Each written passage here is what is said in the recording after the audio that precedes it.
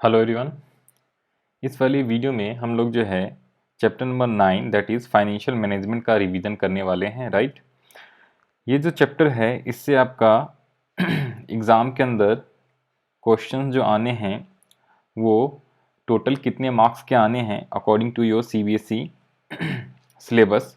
तो ये रहा चैप्टर नंबर 9 एंड 10, ये दोनों चैप्टर्स मिला के टोटल 15 मार्क्स के क्वेश्चंस आपके एग्जाम के अंदर आएंगे।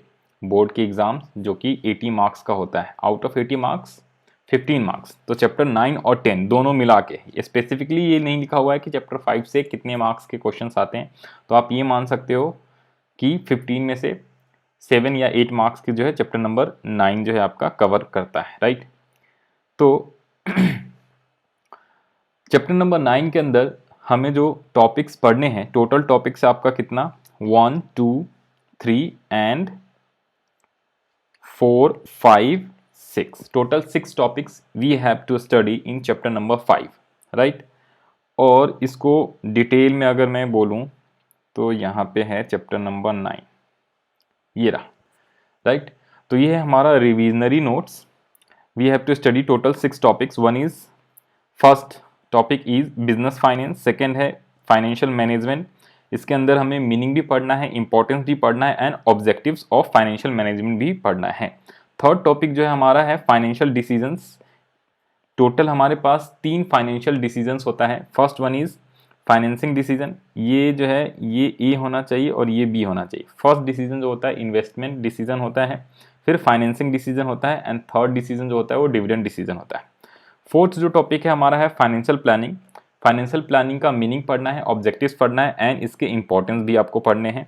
फिफ्थ जो टॉपिक है वो है capital structure and six topic जो है आपका फिक्स एंड वर्किंग कैपिटल। तो these are the 6 topics we have to study in chapter number 9। तो स्टार्ट करते हैं quick revision, fast revision, right. हम लोग बेसिकली ये चैप्टर्स का रिवाइज कर रहे हैं, पूरा का पूरा चैप्टर मैं इस वीडियो के अंदर रिवीजन करा दूंगा इस चैप्टर को। सबसे पहले मीनिंग ऑफ बिजनेस फाइनेंस। तो बिजनेस फाइनेंस का मतलब क्या होता है, सिंपल मैं बोलूँ तो बिजनेस फाइनेंस का मतलब मनी या फिर फंड्स, जिसको हम लोग क्या करते हैं बिजनेस को चलाने के लिए क्या करते हैं यूज करते हैं, राइट। तो जो भी फंड्स अवेलेबल होते हैं, जो भी मनी अवेलेबल होता है, जो भी यू कैन सिंपली से पैसे अवेलेबल होते हैं, what for operations of business, that is called basically आपका बिजनेस फाइनेंस। तो business finance means money end funds available for a business for its operation. It is indispensable for survival and growth of business, for production and distribution of goods and meeting day-to-day expenses etc, right, etc etc।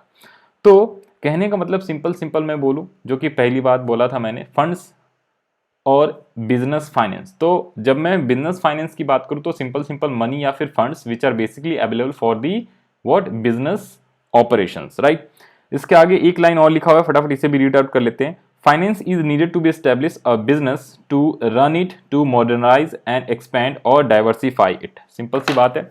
तो हमने पढ़ा, सबसे पहला point हमारा था business finance. Business finance simply means क्या होता है, फंड्स और money available for the business और for its operation. Second point हम लोग बढ़ते हैं क्विकली पॉइंट नंबर 2 पे। सेकंड पॉइंट है हमारा क्या, मीनिंग ऑफ फाइनेंशियल मैनेजमेंट। अगर मैं सिंपल वर्ड्स में बोलूं तो फाइनेंशियल मैनेजमेंट का मतलब क्या होता है, procurement and effective utilisation of funds. तो जो हमने ऊपर में पढ़ा ना बिजनेस फाइनेंस आप सिंपल एक वर्ड से भी याद रख सकते हो, फंड्स, राइट। तो फंड्स का हम लोग क्या करना होता है, फाइनेंशियल मैनेजर किसी भी बिजनेस ऑर्गेनाइजेशन के अंदर जो फाइनेंशियल मैनेजर होता है वो बेसिकली फाइनेंशियल मैनेजमेंट करता है, राइट। तो फाइनेंशियल मैनेजमेंट का मतलब क्या हो गया, फाइनेंशियल मैनेजमेंट का मतलब दो बातें आपको याद रखना। फर्स्ट वन इज क्या, first one is procurement of fund या फंड्स, और सेकेंड पॉइंट जो है वो आपका होता है क्या, इफेक्टिव यूटिलाइजेशन ऑफ फंड्स। सिर्फ यूटिलाइजेशन नहीं लिखना आपको, इफेक्टिव यूटिलाइजेशन, इफेक्टिव लिखना है, इफेक्टिव यूटिलाइजेशन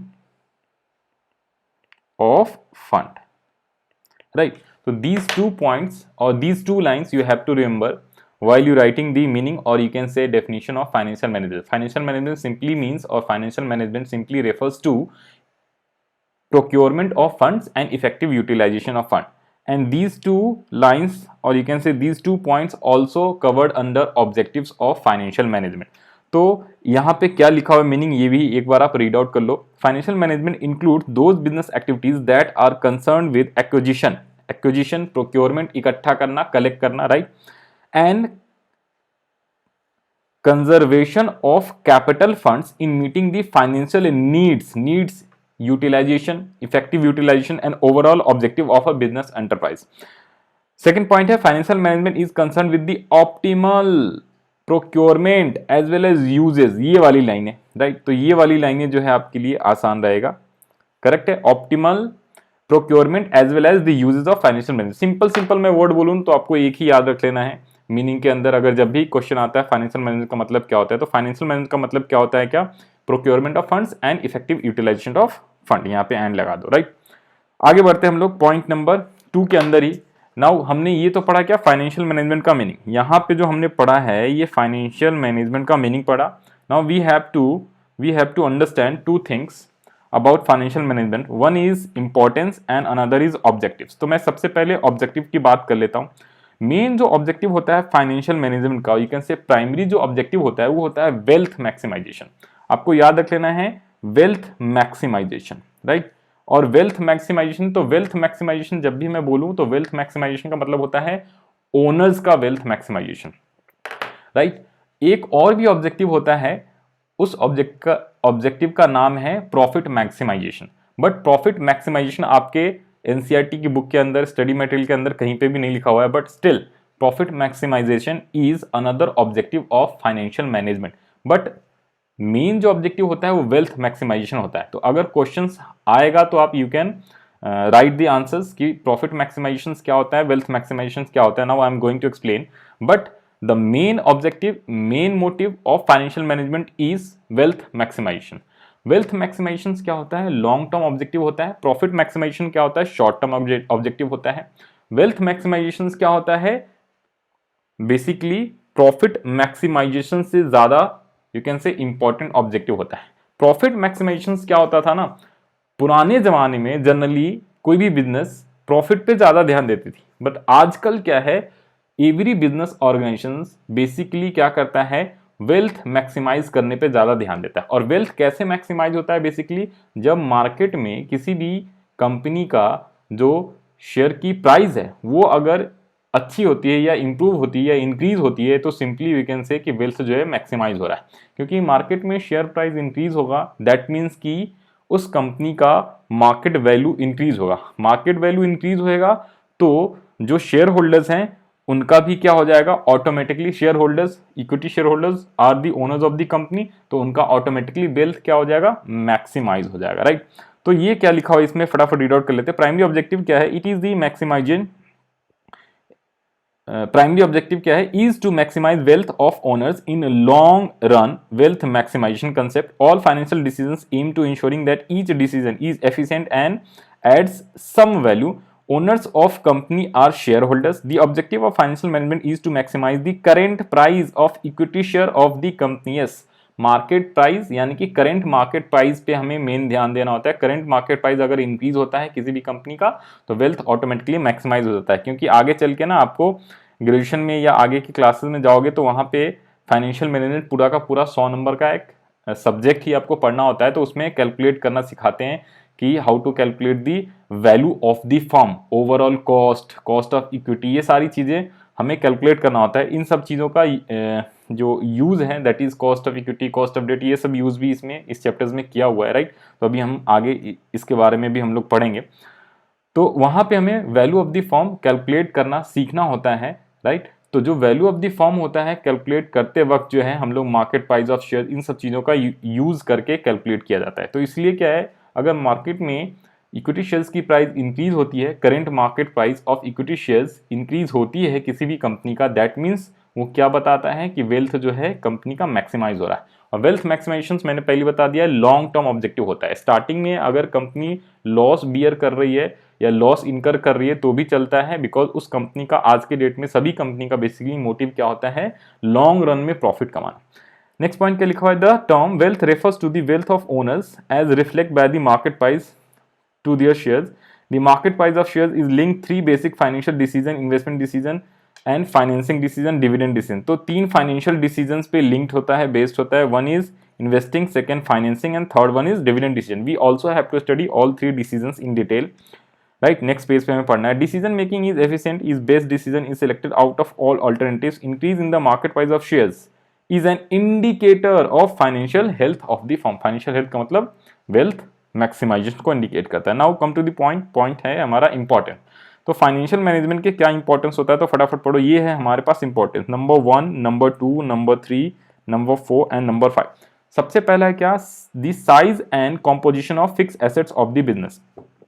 अगर किसी भी कंपनी का, मैं बता दूं भाई साहब, किसी भी कंपनी का अगर साइज बड़ा होता है, मतलब कि अगर बिग कंपनी है तो उसको ज्यादा पैसे की जरूरत पड़ती है, ज्यादा फंड की जरूरत पड़ती है। अगर छोटी कंपनी है तो उसे कम फंड की जरूरत पड़ती है। और यू कैन सिंपली से, अगर बिग कंपनी है तो फिक्स एसेट्स भी क्या चाहिए होते हैं, बहुत ज्यादा चाहिए होते हैं।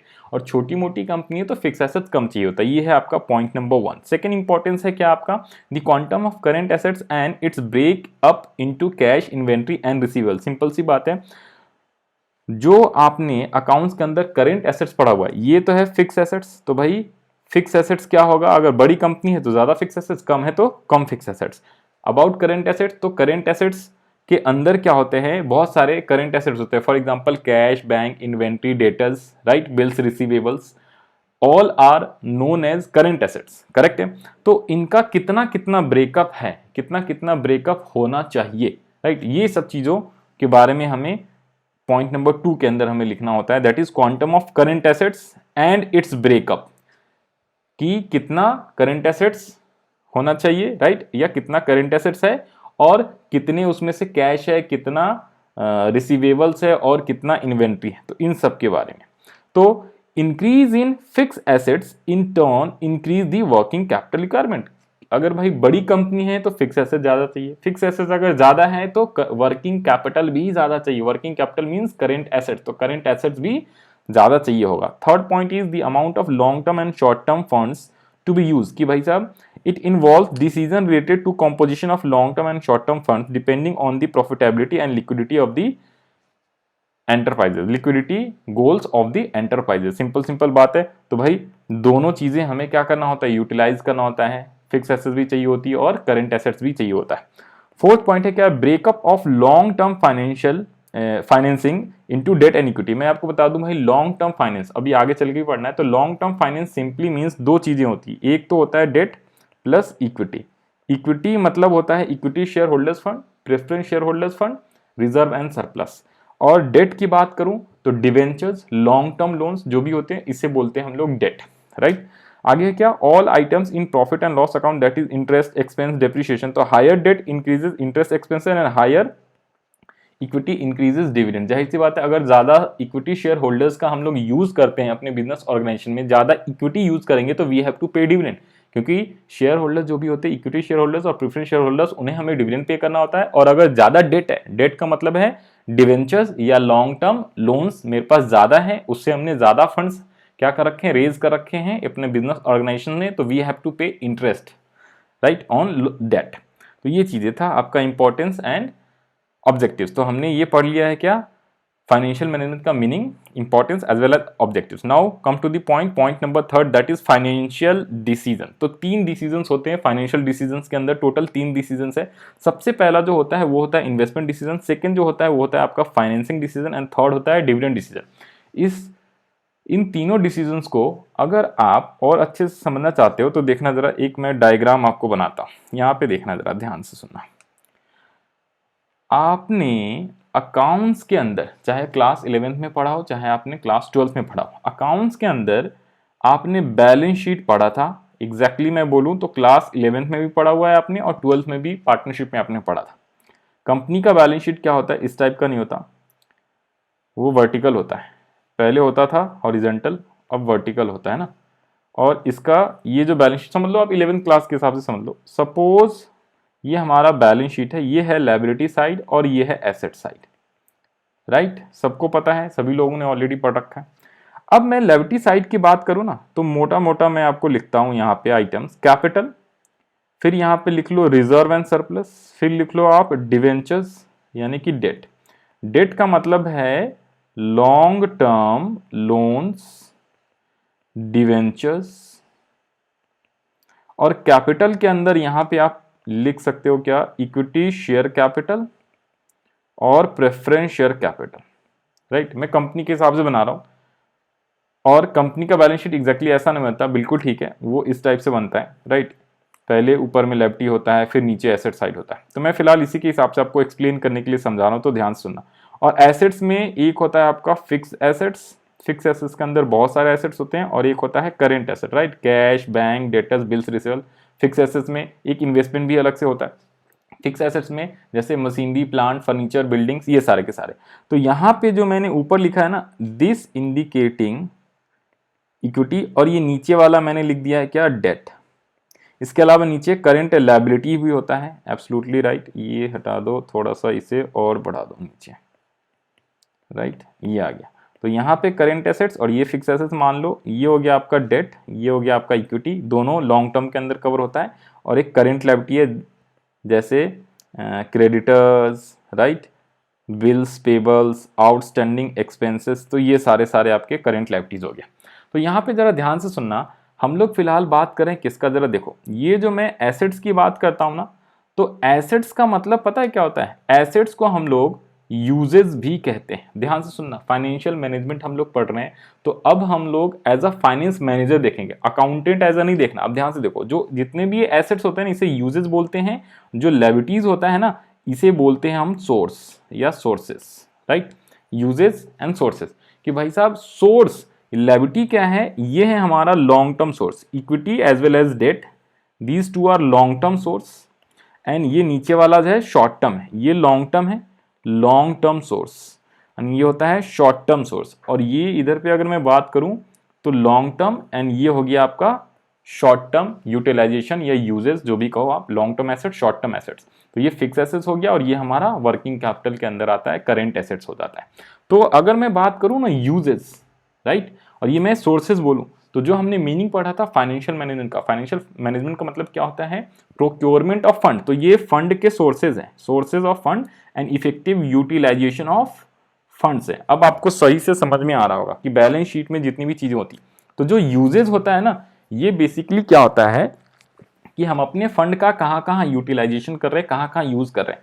तो जब मैं एसेट्स की बात करता हूं, तो ये बेसिकली आपका इन्वेस्टमेंट डिसीजंस के अंदर आता है। सुनना जरा ध्यान से, इन्वेस्टमेंट डिसीजंस के अंदर आता है, मतलब कि हमें अपने फंड्स का, अपने रिसोर्स का कहाँ कहाँ यूटिलाइजेशन करना है, कितना लॉन्ग टर्म में, कितना शॉर्ट टर्म में, राइट। लॉन्ग टर्म का मतलब फिक्स एसेट्स में कितना, और शॉर्ट टर्म का मतलब करेंट एसेट्स में यानी वर्किंग कैपिटल में कितना। तो ये इन्वेस्टमेंट डिसीजंस के अंदर आता है। और जो मैं सोर्सेज की बात करता हूं, तो सोर्सेज जो होता है वो आपका होता है फाइनेंसिंग डिसीजन, फाइनेंसिंग डिसीजन, कि भाई हमें फंड्स कहां कहां से प्रोक्योर करना है, कहां कहां से कलेक्ट करना है, कहां कहां से इकट्ठा करना है।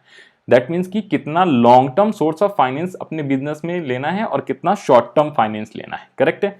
तो लॉन्ग टर्म में भी फर्दर इक्विटी कितना, डेट कितना, राइट। तो we have to understand one, first one is investing decision, second है डिविडेंड डिसीजन, सेकेंड है फाइनेंसिंग डिसीजन, एंड थर्ड जो होता है वो होता है डिविडेंड डिसीजन। तो डिविडेंड डिसीजन क्या होता है, डिविडेंड डिसीजन साल के एंड में लेना पड़ता है, कि पूरे साल हमने क्या किया, पूरे साल बिजनेस को ऑपरेट करा, और साल के एंड में जो प्रॉफिट अर्न करते हैं ना, प्रॉफिट, तो उस प्रॉफिट में से कितना डिविडेंड डिस्ट्रीब्यूट किया जाए और कितना अपने पास जो है रख लिया जाए as a reserve, that is called undistributed profit, right. तो कितना डिविडेंड पे कर दूं शेयर होल्डर्स को और कितना अनडिस्ट्रीब्यूटेड प्रॉफिट रख लो, undistributed profits in reserve, reserve बोलो, अनडिस्ट्रीब्यूटेड प्रॉफिट बोलो, या फिर इसको हम लोग क्या बोल सकते हैं, सिंपल है, अनडिस्ट्रीब्यूटेड प्रॉफिट भी बोलते हैं। जो प्रॉफिट का जो पार्ट बांट देते हैं उसे डिविडेंड बोलते हैं, शेयर होल्डर्स को देना पड़ता है, और जो पैसा बचा लिया उसे अनडिस्ट्रीब्यूटेड प्रॉफिट बोला जाता है, राइट।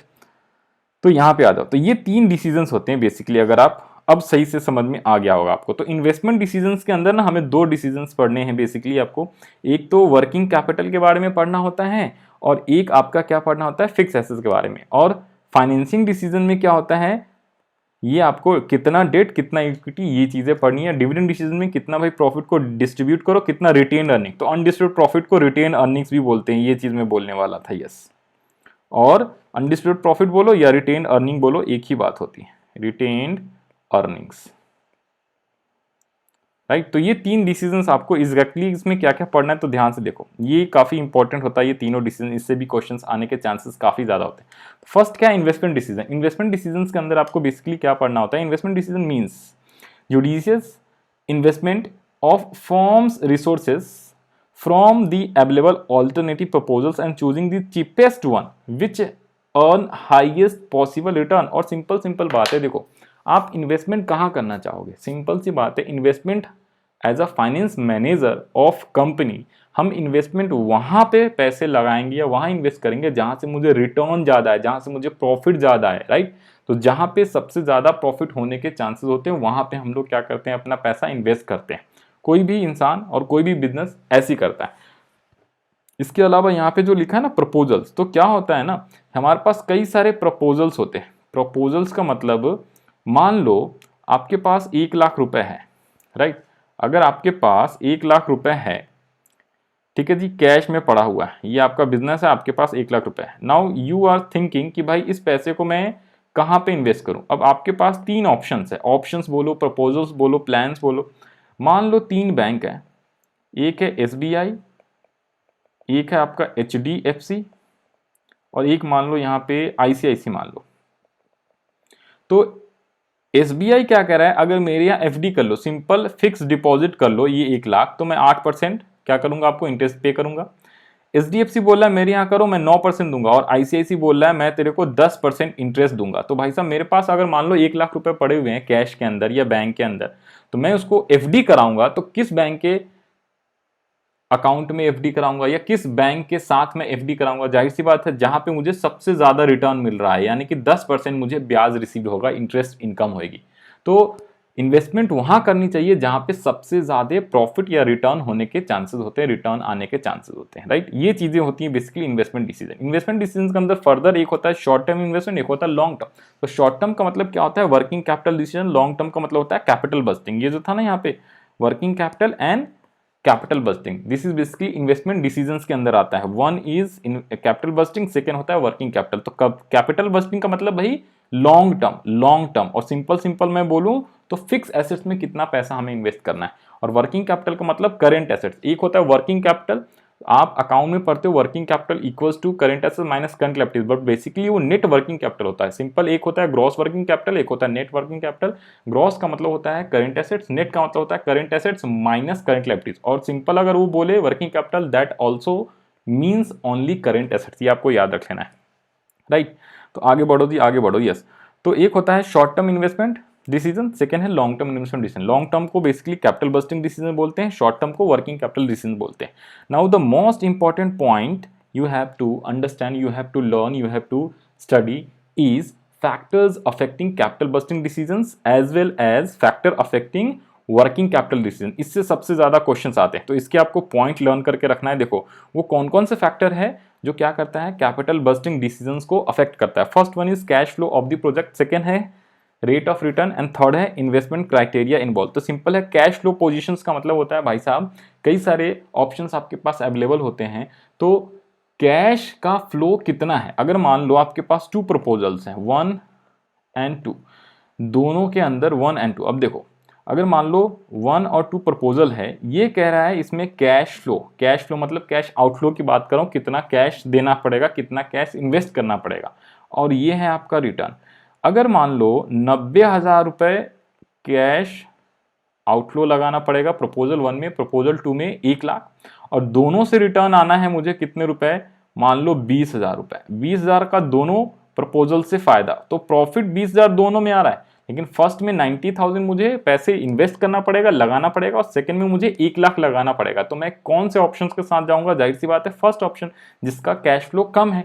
तो कैश आउटफ्लो अगर कम होएगा ना, राइट, और रिटर्न ज्यादा होएगा, तो हम उस प्रपोजल को एक्सेप्ट करेंगे। तो सिंपल है, cash flow of the project वो भी क्या करता है, one of the factors which affect the capital budgeting decision, जो कैपिटल बस्टिंग डिसीजन को अफेक्ट करता है। सेकंड है क्या, रेट ऑफ रिटर्न। तो रेट ऑफ रिटर्न में लिखना है आपको, जिसमें ज्यादा हायर रेट ऑफ रिटर्न होएगा उसके अंदर हम लोग इन्वेस्ट करेंगे, और इसमें कम का मतलब मैं शॉर्ट में यहाँ पे लिख देता हूँ। देखो कैश फ्लो पोजीशन में आपको क्या करना है, जिसमें कैश आउटफ्लो कम होगा उस प्रपोजल को एक्सेप्ट करेंगे, जिसका रेट ऑफ रिटर्न ज्यादा होगा, रेट ऑफ रिटर्न का मतलब प्रॉफिट, जिसमें जिस प्रपोजल में प्रॉफिट ज्यादा होगा, we will invest in that, basically that proposal.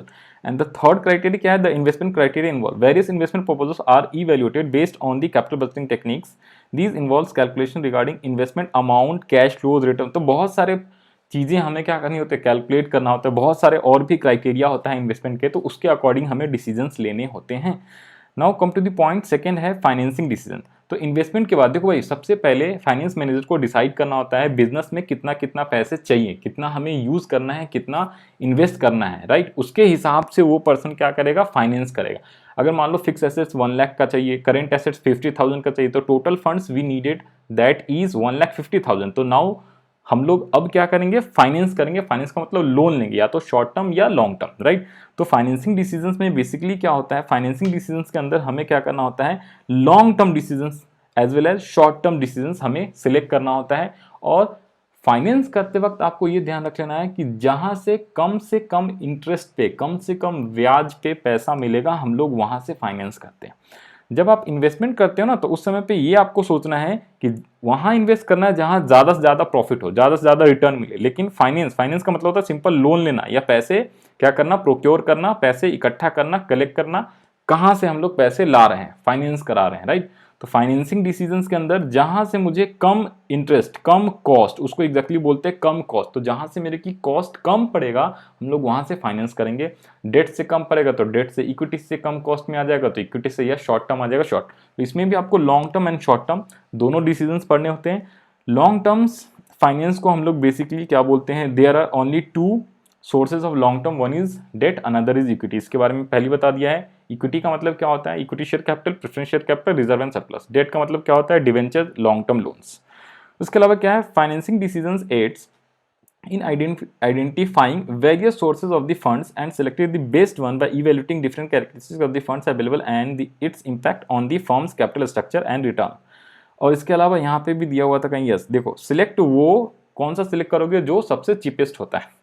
इसके अलावा एक और भी चीज़ है यहाँ पे, फॉर्म और companies needs to judicious mix of debt and equity. और कोई भी कंपनी, कोई भी फर्म, कोई भी ऑर्गेनाइजेशन पूरा का पूरा पैसा डेट से भी नहीं कलेक्ट करता है और पूरा का पूरा इक्विटी से भी फाइनेंस नहीं करता, वो मिक्स करके करता है, राइट। क्योंकि कुछ इक्विटी कुछ डेट, ताकि क्या हो, फर्म की वेल्थ मैक्सिमाइज होती है उससे, राइट। पूरा पैसा डेट से ले लोगे तो भी आपकी फर्म की वेल्थ जो है, फर्म का वेल्थ मतलब कि market price of the share जो है, या वैल्यू ऑफ द फर्म जो है बहुत कम हो जाएगा। पूरा पैसा आप इक्विटी से फाइनेंस करोगे तो भी वैल्यू ऑफ द फर्म जो है कम हो जाएगा, राइट। तो इसलिए मिक्सचर होना चाहिए, एक सही अनुपात होना चाहिए, एक सही प्रोपोर्शन होना चाहिए। वो क्या होता है, फाइनेंस मैनेजर कैलकुलेट करना होता है। ये हमें सारी चीज़ें, चैप्टर्स भी पढ़ना है, बेसिकली एक पूरा सब्जेक्ट पढ़ना है। फाइनेंशियल मैनेजमेंट पूरा का पूरा प्रैक्टिकल न्यूमेरिकल सब्जेक्ट होता है, वो आपको ग्रेजुएशन में पढ़ना होता है, बीकॉम ऑनर्स, बीबीए वगैरह में, right.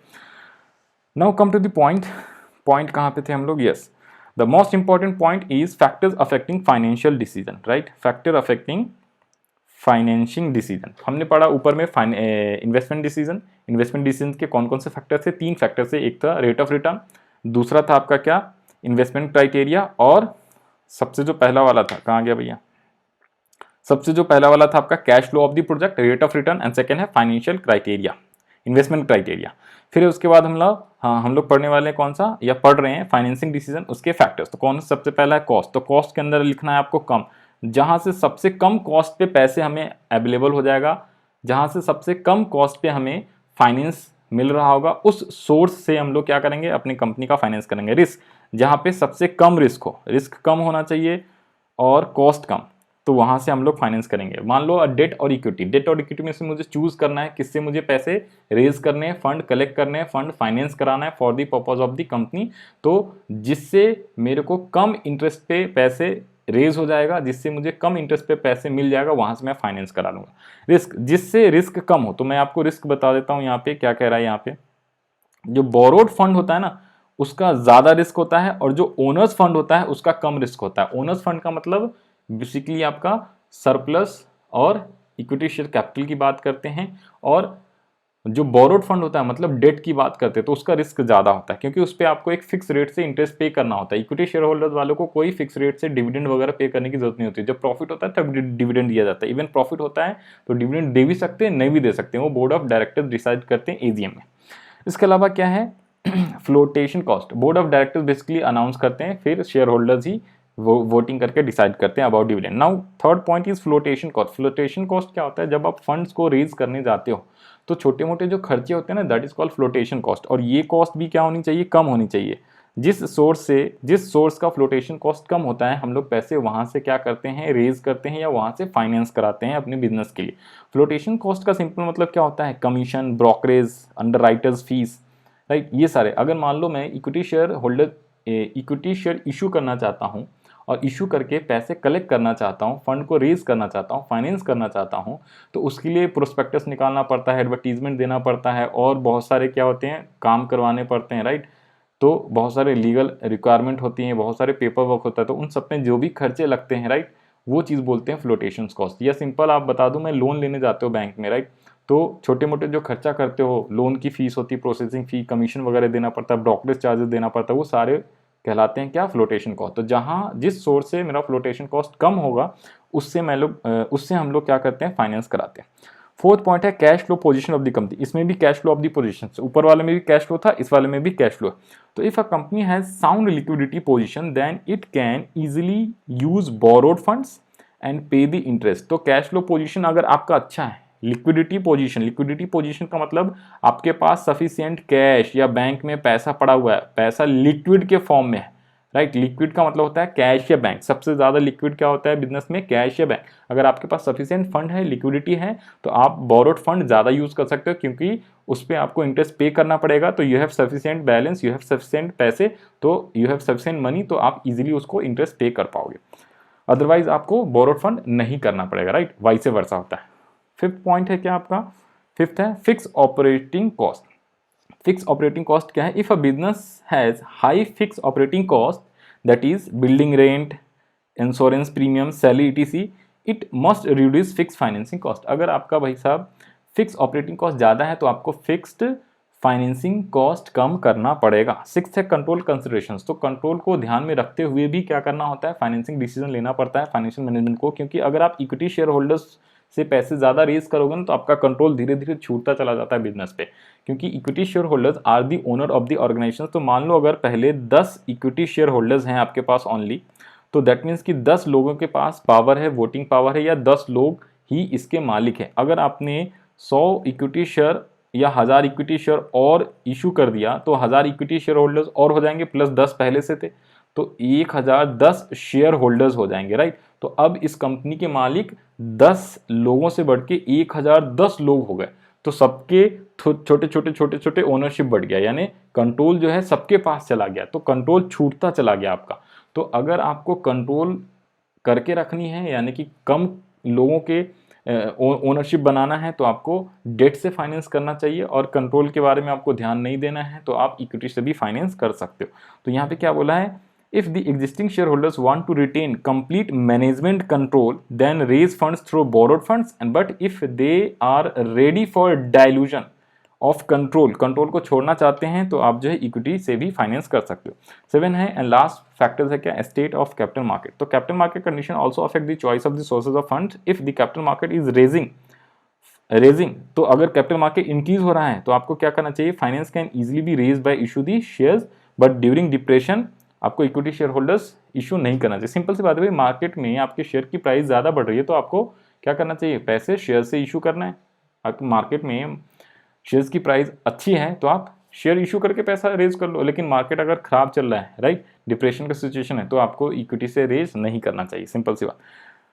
Last decision that is dividend decision. तो डिविडेंड डिसीजन के अंदर क्या करना होता है आपको, बेसिकली क्या, dividend is the portion of divisible profit that is distributed to share holders. It results in current income for the share holders, reinvestment as retain earnings increases the firm's future. देखो भाई, जितना भी profit होता है उसमें से जितना पैसा आप डिस्ट्रीब्यूट करते हो शेयर होल्डर्स को, उसे बोलते हैं डिविडेंड, राइट। और जो पैसा आप बचा के रखते हो उसे बोलते हो रिटेन अर्निंग। तो रिटेन अर्निंग क्यों बचा के रखा जाता है, retain earning also known as undistributed profit, because अगर आपको फ्यूचर में ग्रोथ करना है, बिजनेस को बढ़ाना है तो आपको कुछ न कुछ पैसे आपको रिटेन अर्निंग करके रखना पड़ेगा और उसको अलग इन्वेस्टमेंट करते रहना पड़ेगा।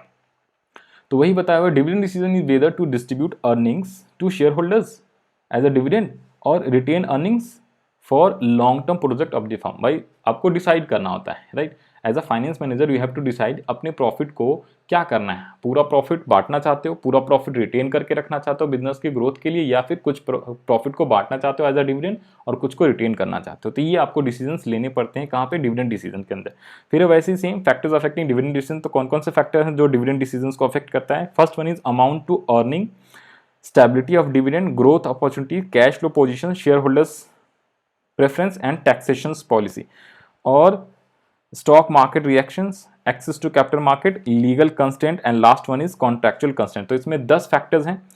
सबसे पहला हमारा जो था, देखो ऊपर दिखाता हूँ। सबसे पहले हमने इन्वेस्टमेंट डिसीजंस के बारे में पढ़ा। इसके 3 फैक्टर्स होते हैं, कौन कौन से? Cash flow of the project, rate of return and investment criteria.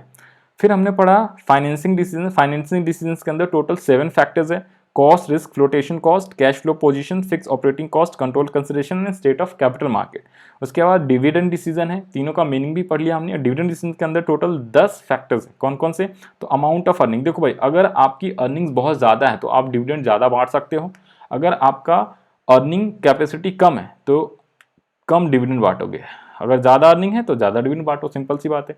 Stability of dividend, अगर आपको क्या करना है, मार्केट के अंदर बेसिकली एक स्टेबल डिविडेंड रखना चाहिए। उससे क्या होता है, लॉन्ग टर्म में फायदा होता है, वेल्थ मैक्सिमाइज होता है, राइट। तो ऑलवेज आपको कोशिश करना चाहिए एक स्टेबल डिविडेंड, मतलब कि एवरी ईयर थोड़ा बहुत ऊपर नीचे हो सकता है, बट एवरी ईयर एक स्टेबल डिविडेंड रेट रखना चाहिए। मान लो कि पहले साल 10% दे रहे हो तो एवरी साल 10%, 11, 12 या 9, 8 भी दे सकते हो, राइट। एक स्टेबल डिविडेंड का वो रखना चाहिए, पॉलिसी रखना चाहिए, राइट। तो उसके हिसाब से आपको डिविडेंड बांटना होता है। थर्ड है ग्रोथ अपॉर्चुनिटी। अगर आपकी बिजनेस का क्या कहते हैं, गोल, या यू कैन से सिंपल है, अगर आपके पास कोई ग्रो करने की अपॉर्चुनिटीज़ है या ग्रो करना चाहते हो, अपने बिजनेस को ग्रोथ बढ़ाना चाहते हो, तो आपको रिटेन अर्निंग ज़्यादा रखना पड़ेगा, डिविडेंड कम बांटना पड़ेगा, क्योंकि उससे आप नए बिजनेस, नए प्रोजेक्ट और भी क्या कर सकते हो, ओपन कर सकते हो।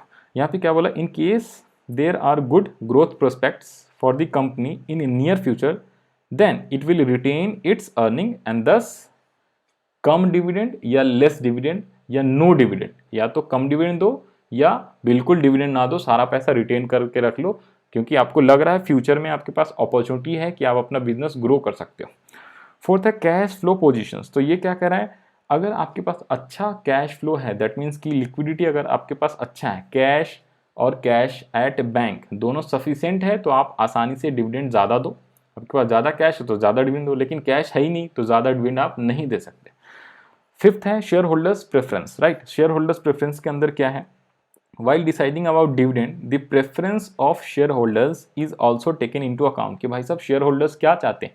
शेयर होल्डर्स अगर ज़्यादा डिविडेंड की मांग करते हैं तो डिविडेंड ज़्यादा देना पड़ेगा, और कम डिविडेंड की मांग करते हैं तो कम देना पड़ेगा, जाहिर सी बात है। टैक्सेशन पॉलिसी, अगर टैक्सेशन पॉलिसी अच्छा है, सिंपल सी बात है, देखो भाई, जब भी आप डिविडेंड डिस्ट्रीब्यूट करते हो, कोई भी कंपनी डिविडेंड देती है तो उसे गवर्नमेंट को डिविडेंड डिस्ट्रीब्यूशन टैक्स देना पड़ता है। उस टैक्स का क्या नाम है, डिविडेंड डिस्ट्रीब्यूशन टैक्स। तो जब भी डिविडेंड डिस्ट्रीब्यूशन टैक्स अगर कम है, जिस साल कम है, राइट, ये टैक्सेशंस क्या होती है, चेंजेस होते रहती हैं। ये फाइनेंस मिनिस्टर जो है एवरी ईयर बजट निकालते तो उसके अंदर क्या होता है, चेंज करते रहते हैं। एवरी ईयर जनरली चेंज नहीं होता, बट यस, जब भी क्या हो, टैक्स का एडवांटेज हो, टैक्स पॉलिसी अच्छी होती है। अगर डिविडेंड डिस्ट्रीब्यूशन टैक्स हायर है, सिंपल आपको क्या लिखना है, if dividend distribution tax is higher you have to pay less dividend, and if dividend distribution tax is lower you have to pay higher dividend, simple सी बात है। Market, stock market reaction, तो अगर क्या है, for investor and increase in dividend, अगर भाई आपको स्टॉक मार्केट के अंदर आपको अपने कंपनी का शेयर प्राइस बढ़ाना चाहते हो तो आपको डिविडेंड ज़्यादा देना पड़ेगा। ज़्यादा डिविडेंड डिस्ट्रीब्यूट करते हो ना, तो मार्केट में इन्वेस्टर लोग क्या होते हैं, उनके पास लालच आ जाता है कि ये कंपनी जो है डिविडेंड ज़्यादा पे कर रही है तो इसके शेयर खरीदो, तो इसके शेयर्स ज़्यादा लोग खरीदने लगते हैं, तो अपने आप मार्केट में क्या हो जाता है, डिमांड सप्लाई का कंसेप्ट आपको पता ही है, मार्केट में डिमांड बढ़ती है जिस शेयर्स का तो उसका प्राइस ऑटोमेटिकली इंक्रीज होने लगता है।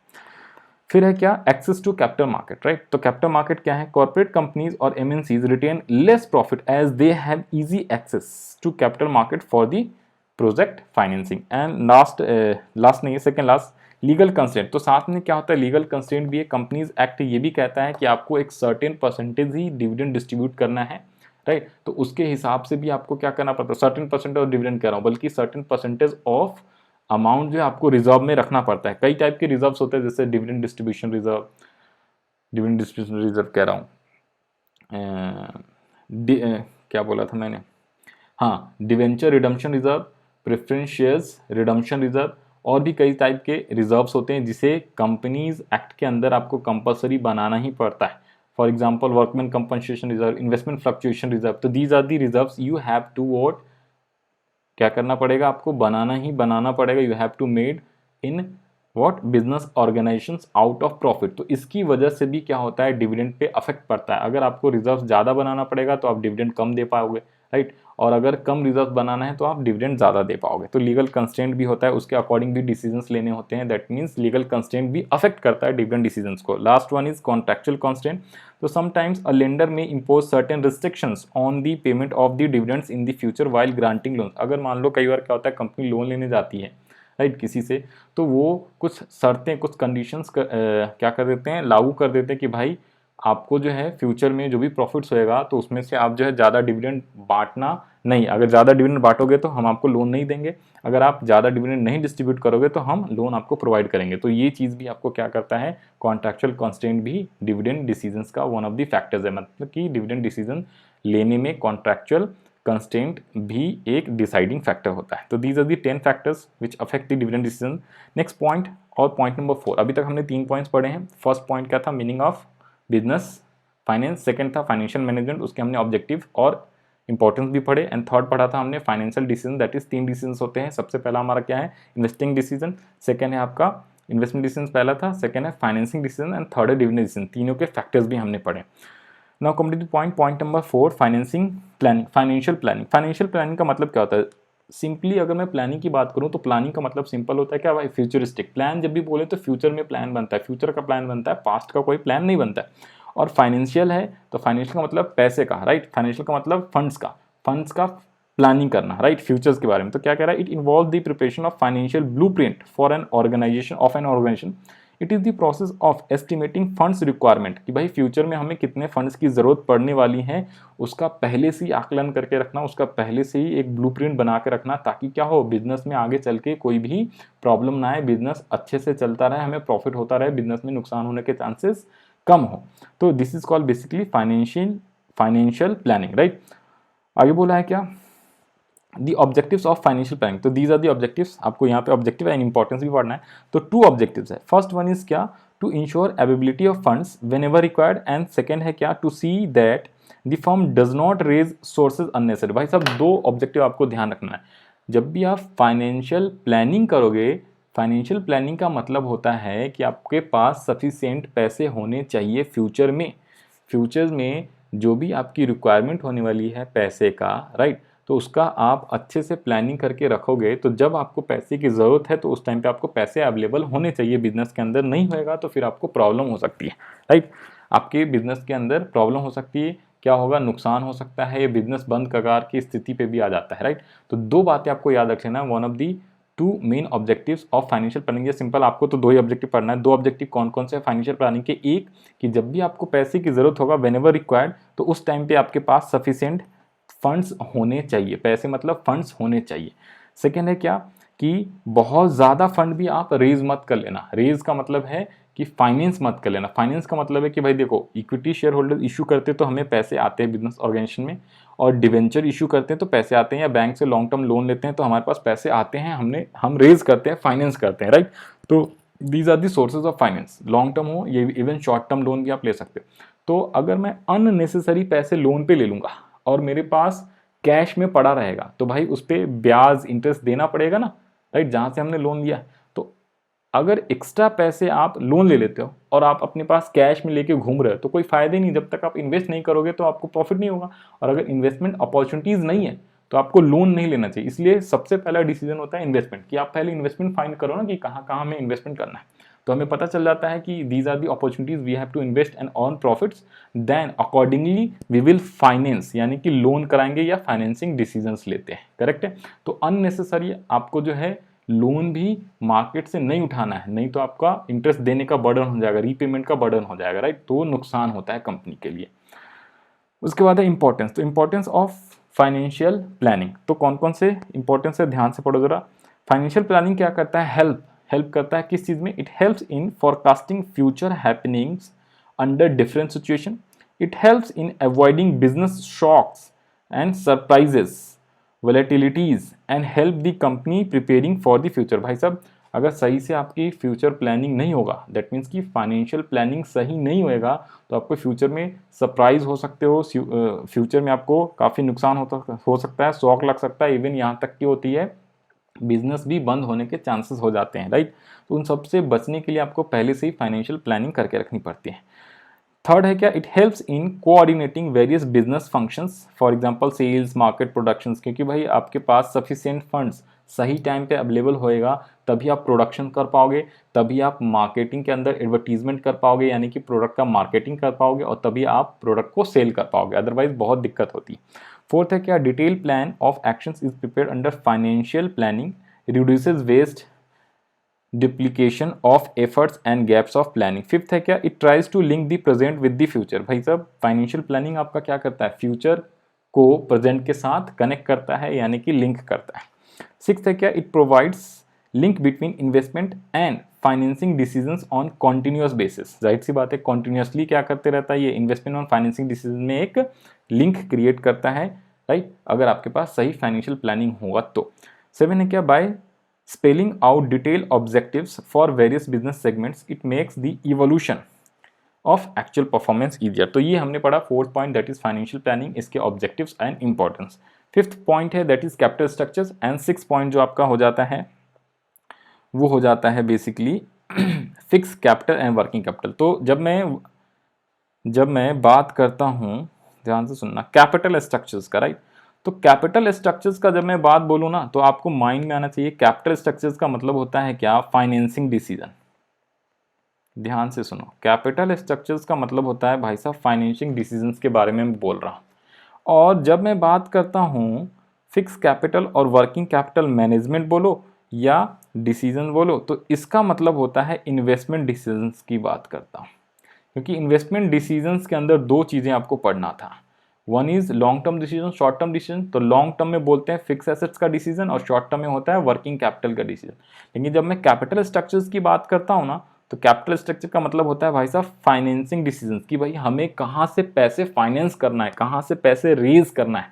और कैपिटल स्ट्रक्चर्स एग्जैक्टली क्या होता है, फाइनेंसिंग डिसीजन में लॉन्ग टर्म डिसीजंस की बात होती है, शॉर्ट टर्म नहीं, लॉन्ग टर्म को कैपिटल स्ट्रक्चर्स बोला जाता है।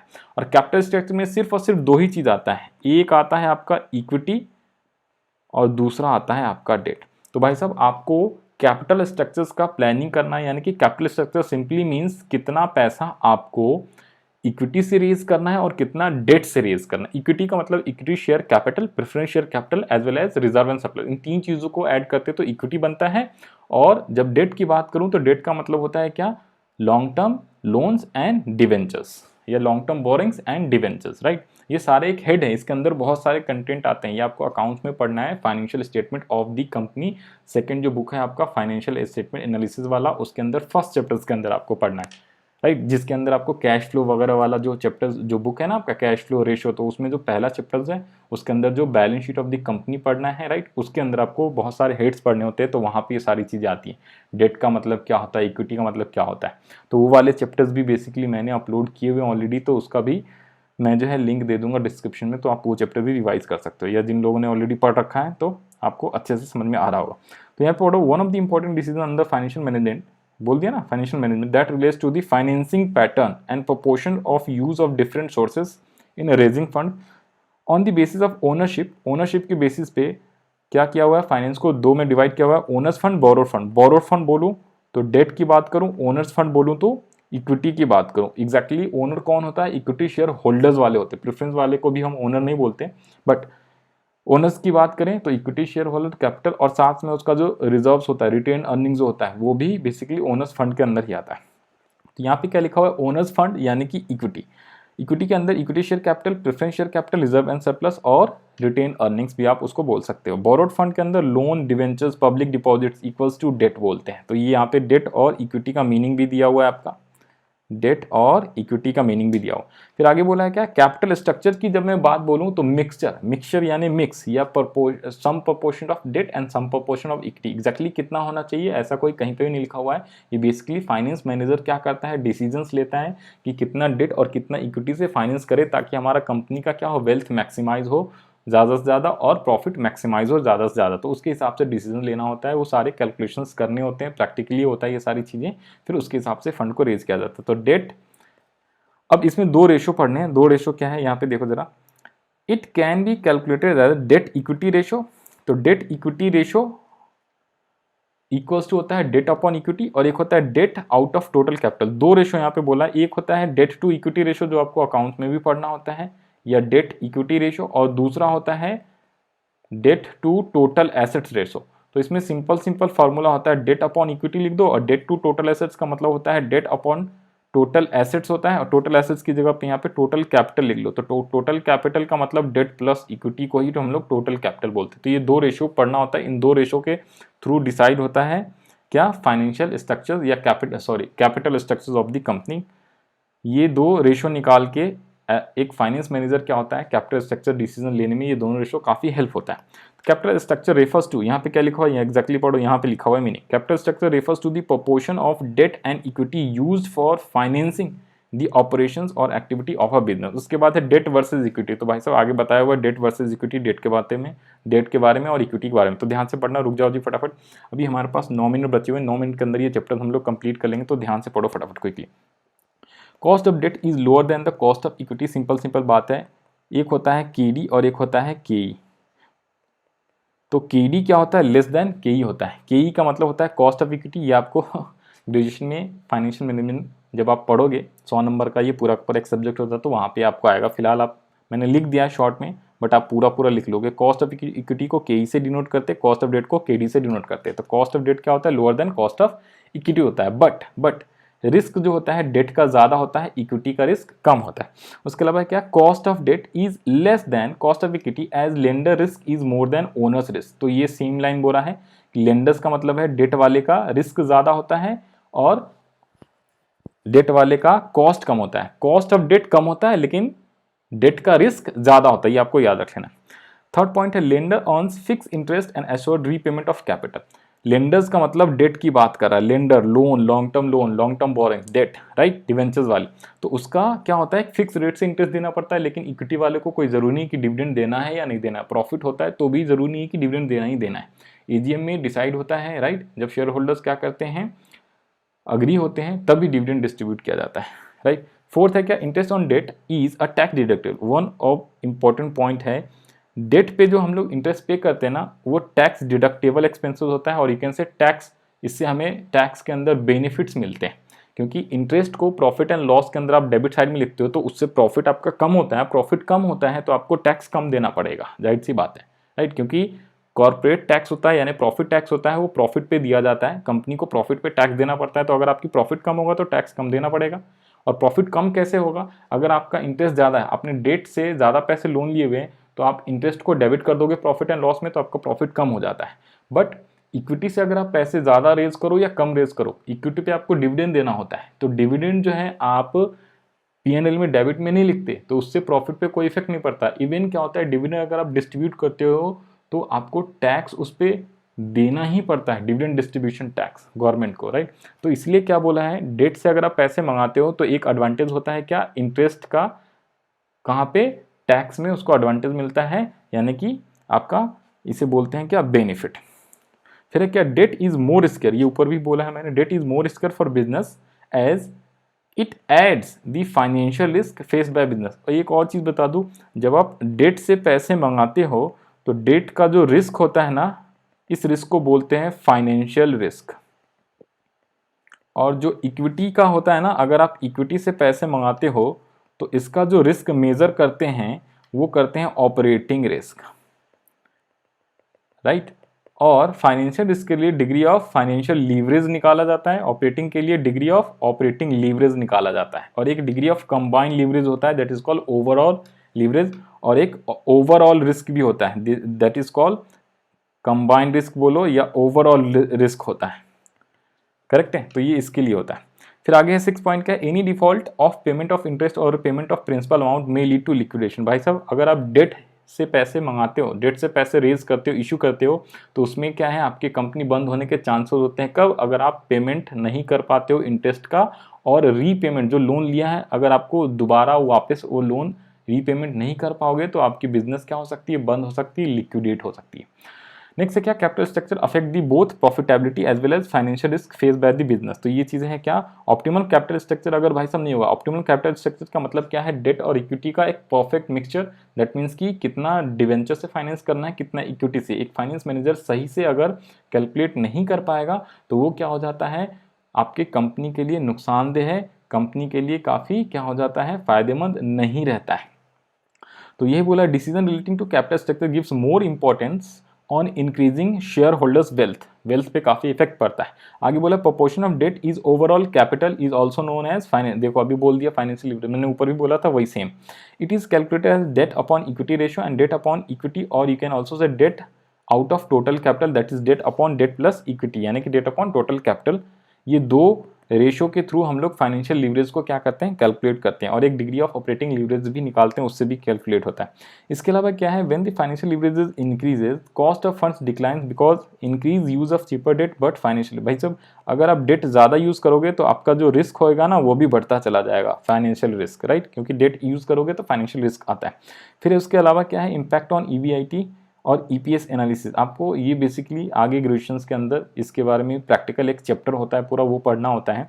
तो earning before interest and taxes earnings पर शेयर, तो क्या होता है? The impact of financial leverage on profitability. अगर आपका फाइनेंशियल जो लीवरेज ज़्यादा डेट अगर आप क्या करोगे? रेज करोगे, पैसे रेज करोगे ज़्यादा डेट से, तो उसका इम्पैक्ट जो है प्रॉफिटेबिलिटी भी पड़ता है। साथ में trading on equity refers to increase in the profit earned by equity shareholders due to the preference or fixed financial charges like interest, the benefit to the shareholders due to financial। तो इसमें simple बात है, अगर मैं बोलूँ finance, अगर आप finance जो है डेट से ज़्यादा करते हो तो इससे क्या होता है? आपका प्रॉफिट पे इफेक्ट पड़ता है। प्रॉफिट क्या होता है? बेसिकली आपका जो भी होएगा वो कम होएगा, तो उस पर आपका टैक्स एडवांटेज होता है। तो ये बेसिकली अल्टीमेटली क्या होता है? शेयर होल्डर्स के लिए फ़ायदेमंद हो जाता है। तो इस पर एक कंसेप्ट होता है, वो आगे चल के पढ़ना होता है, ट्रेडिंग ऑन इक्विटी। तो फिर उसमें इक्विटी का ट्रेड वगैरह करना स्टार्ट हो जाते हैं कौन? इन्वेस्टर्स।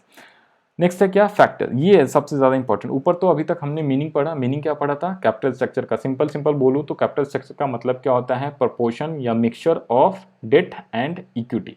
इक्विटी और डेट का एक मिक्स या मिक्सचर जिसे हम बोलते हैं कैपिटल स्ट्रक्चर, राइट। तो कौन कौन से वो फैक्टर्स जो कैपिटल स्ट्रक्चर्स के डिसीजंस को अफेक्ट करता है? फर्स्ट है कैश फ्लो पोजीशंस, सेकंड है इंटरेस्ट कवरेज रेशो, थर्ड है आपका क्या? Debt service coverage ratio, fourth है क्या? Return on investment, cost of debt, tax rate, cost of equity, flotation cost. कुछ पॉइंट ऐसा लग रहा होगा ऊपर में भी आपने ये चीज़ें पढ़ा है।